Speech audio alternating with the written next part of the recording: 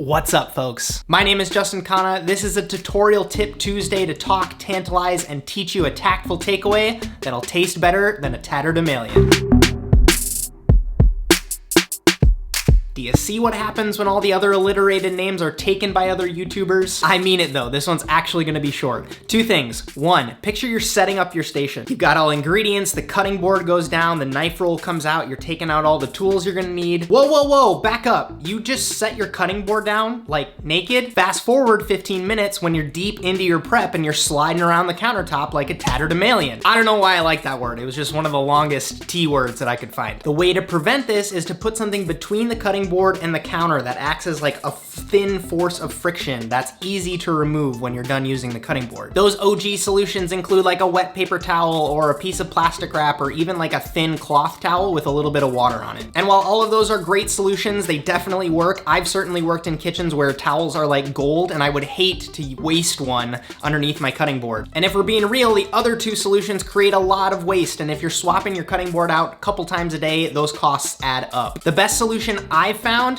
this is called shelf liner. This stone kills all the birds involved by being, yes, easy to remove. It creates that force of friction. It's thin enough so it's not gonna elevate your cutting board too high and provide like a rocky surface for you to cut on. And it's absolutely stronger than paper towel or plastic wrap. Check this out. So you got your cutting board, shelf liner, picture this as the counter. Cutting board goes on top of it. You can take this and tilt it at a pretty steep angle and it's not gonna move. I feel like Billy Mays right now. The most important product I have ever endorsed.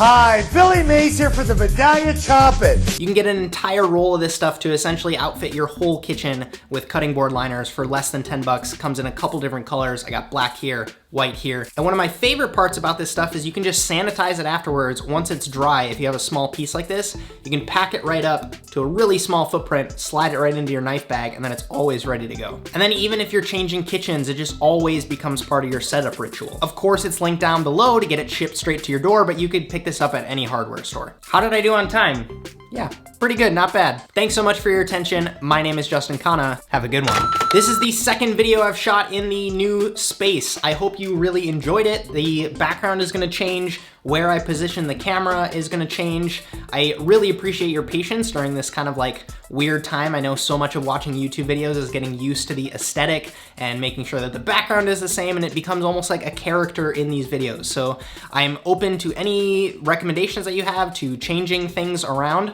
This is just kind of a placeholder piece of art. I don't know where I'm gonna be sitting, but for now, this is where I wanna start because I don't want the pursuit of perfection to come in the way of me making videos for you folks, because I have a huge backlog of scripts that I just want to shoot and I want to edit them and I want to get them into your eyes and ears. I did pose the question in episode 78 of the Emulsion podcast if there are any questions that you folks have as far as questions about the new studio kitchen. Please leave them down below in the comments if you have any suggestions for me. I know I kind of have my own ways that I'm setting things up and little hacks that I'm trying to use, but if you have any suggestions, definitely copped the new toolbox. So that's definitely a huge part of the new kitchen. Ooh, Toolbox 2.0 video. I genuinely appreciate your patience during this transition time. Make sure you're subscribed so you don't miss out on any of these new videos in the new space.